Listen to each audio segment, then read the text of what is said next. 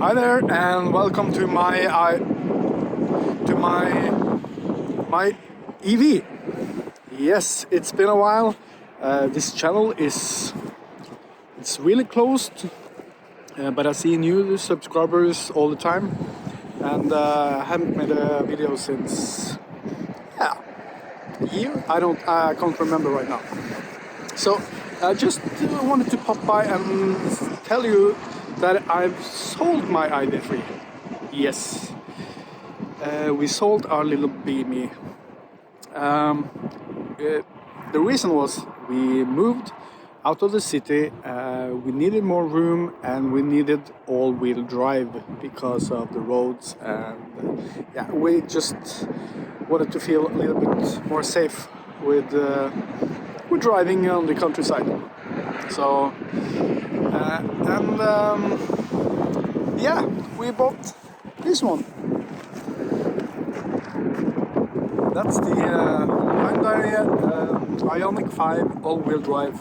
It's the premium model. It's not the sunroof model. It's not the P45 model. I just thought I'd make a video, make some comparisons, just quick. We've had it for a month, I think. Driven it's maybe 700 kilometers, so it's not that much experience. Just some points that I see, and some things I love and some things I miss from the ID.3. So, but look at that. That is a nice looking car. As many people, I think, have pointed out, it, and also myself, it looks like a hatchback, but it's so big. It's so even when I'm looking at it. Let's turn this camera around. Sorry, it's a little bit windy here, but even when I'm looking at it now, I think, oh, that's a cute little car. But it's not. It's huge. Just the main thing first. More room. Look at that back. It's so sexy. It's got a lot of room. I missed those hooks for the shopping bags and such. But it's so deep. As you can see, it's so deep. There's like a roof here. It's in the back now. It's not that deep, as you can see. There's a subwoofer. It's taking all the room. So there was more room under in the ID.3, but this is so much more room. And we're going to get some like what you call it, cage thingy, like when we pack the car full. And of course you got the thing there. Speaking of that, another thing that's cool, it's kind of helpful, is when I approach the car from the back. Oh, didn't do that now. Let's see if I can do this. Like now, my hands is full of shopping bags, and no, it's because I had it open before. But it's the car recognizes the key and that I'm standing behind it, and the boot. So one other thing, and it's 19 inches wheels on both the winter tires and the summer tires. So one thing I was a little bit disappointed about was when I watched all the videos before getting the car. So when you approach the car, the handles will pop out, because this is, but in this model it doesn't do that. So to open it, when I have a key in my pocket, I can push and it opens. Now I think I can close it. Now I locked it, and now it's open. But I have to like push this thing in and grab it like this. That is, I don't quite like that. So inside, it's a much better looking car inside, I think. Oh, it was good. It was so cold. Now you can see that, but the seat just is, when you leave the car, it goes back, so you can get out easily, and when you sit down, it goes back to the last setting of the seat. Also, you can have seat memory here. I missed that in the ID.3, of course. Another thing I kind of don't like, but it's more that the ID.3 didn't have it, I think, because I think many cars have this, but you have to push the button. Oh, I didn't, yeah. And also we have 2 drivers that can have their individual settings. It's a little bit slow to start up here also, and yeah, I'll get back to that. And you can have a guest. So let's see. The software system here is much better. Sorry, Volkswagen, this is much better, and it's really quick, and you get yeah, I have to turn it on even more. Yeah, one more time, 2 times, and there's a lot of sounds. Yeah, okay. The first time I tried to drive this car at the dealer, I couldn't get it to drive. It's because I had to push down the brake pedal also when I pushed the start button. Then the car could drive. So that was kind of embarrassing. But that was because I'm so used to just getting in my ID.3, pushing down the brake pedal and setting it to drive and go. This is one more step, and it's a little bit slower to get started, I have to say. But the room inside the car, it's so roomy, it's got so much space. I also didn't show you the seats back there. Of course, they can come forward. You can individually, you can go set the seats to go back and forth, and yeah, it's and you can like 10 centimeters. You can get the seats to come forward, so you get more boot room. I love that. The sound system, better, much better. It's not a great system, I think, but it's much better than the ID.3. The app for the car, much better than the ID.3. I will say that it's not great, and also I had, as you can see, I have my user here, and I had set this up with the radio on the first screen and everything, and my home address and such, both in the app and in the car. But now it's forgotten it, so now I have to start all over again. I don't know. This happens a lot, I think. And also when I first got the car, there was an update to the car. It wasn't over the air. It was via USB-C. Via USB with a USB stick, and it has to go in here. This is also the place where I have to put in my iPhone to get Apple CarPlay, or if you have Android, what's it called? And it also has USB outlets here, but those are not connected to the car. That's just power. So there is no wireless Apple CarPlay. That is is strange, because this car is so high tech. It's ridiculous. Really, Really great technology. But wireless CarPlay, you can't get that. It's strange. I'm not going to go through all the things here. You can go and see another YouTube video about that. But let's talk about things that I miss from the ID.3. I really miss the size of the car, the agility of the car.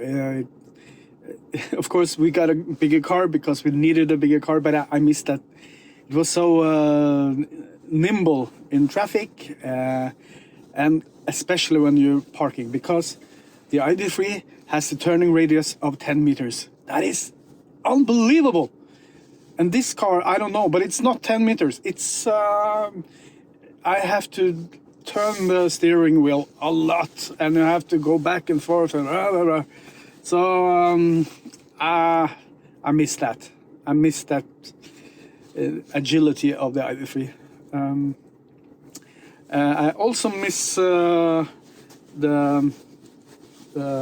camera when you're backing, because it was hidden behind the badge. That was ingenious. Here, it's a great camera, but it's not hidden, so it gets dirty really quick. I miss that. And I miss another thing from the ID.3, and that's not ID.3 special. There's no wiper on the back window. What's that about? So this window, it gets so dirty so fast. It's ridiculous. I don't know what they were thinking. I've read that the Koreans thought, okay, but like the wind will blow by and it will just... they have not driven a car in Norway where it's snow, it's rain, it's dirt, it's salt, it's everything. So, of course, I can use the side mirrors to look behind the car, but that's just stupid. Stupid. Is it enough to sell the car again? No. This is a great car. I haven't even charged it on a rapid charger or speed charger yet.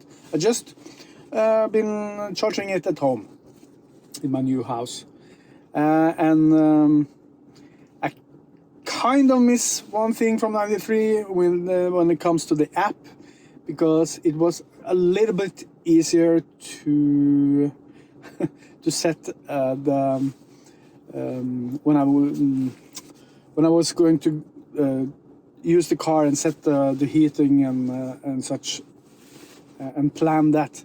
It's a little bit. It's not that smooth in the Ioniq 5, I have to say. But it's okay. It's good. And there is so much more. Sorry, no, I'm talking about how great the Ioniq 5 is again. But there is so much more stuff you can do with the car. So much more. You can fiddle with things and set things you can do, and much more information on the screen, of course. Yeah. And I also have the head-up display. I have to say, the head-up display in the ID.3 better. It's a better one. Also, going back to things I miss, it's the traffic assist system that the ID.3 has. Much greater than this, because this is really just a smart cruise control. That's it. I have to manually push up and down. So far in this software, I have to push the button up and down to get to the right speed limit. When the ID.3, I would just putting it on automatic and it would drive itself. It was really good. So it's strange, because this car has even more cameras and more systems. So maybe it's some update or something I have to pay for. I'm guessing I have to pay for it someday. Yeah, is it more I miss? Of course, this is a good thing. I can wait. I don't think you can see it, but I can get this middle console to go back and forth, and we have some things here. It's great. Missing stuff from an ID.3. Yeah, I missed the sunroof, but that was. Do you really need that? No, no, no. And I kind of think that the ID.3's sunroof, because I had the Max, it didn't go as to the front as much. So it didn't. As a driver, I didn't notice it that much. So, and when it comes to the light coming into the car, it's no big deal. I can see that the Ioniq 5 models that has the sunroof, that's a better sunroof, I think, because it goes even more into the front. Yeah, as I said, I haven't tried to rapid charge it yet, but of course this car has much more speed when it comes to charging, so I'm looking forward to that. It has some more range, and I would say it's about the same as the ID.3 when it comes to power usage in the winter. But I think in the summer this car will surpass the ID.3 by some margin, I think. Yeah, and also, yeah, I don't miss from the ID.3. I got a volume button. Yes, on the and buttons, and there's light behind, so I can go into, and yeah, why don't you have that in the ID.3? It's that's stupid. And of course in this car I can there's a 12 volt, but there's a, you can't see it here, but there's a normal power outlet, so I can plug in my computer or whatever that runs on, that has a normal power outlet. Inside the car when it's running, and when it's not running, or when I'm standing still, I can plug whatever I want into the car, because the power can go out as well. So it's like a massive battery pack. So I can, if the power goes from the house, I can just plug in the whatever I like. I really like that. That was one of the main reasons we chose this car, because we could have gone for an ID.4 GTX. We were thinking about it because we were used to the ID.3, but I had been sitting in an ID.4 before I tried it, and I felt like I disappeared, like where is everything? Because I was so used to sitting up high in the ID.3 and looking down, even though I wasn't that high up, you know.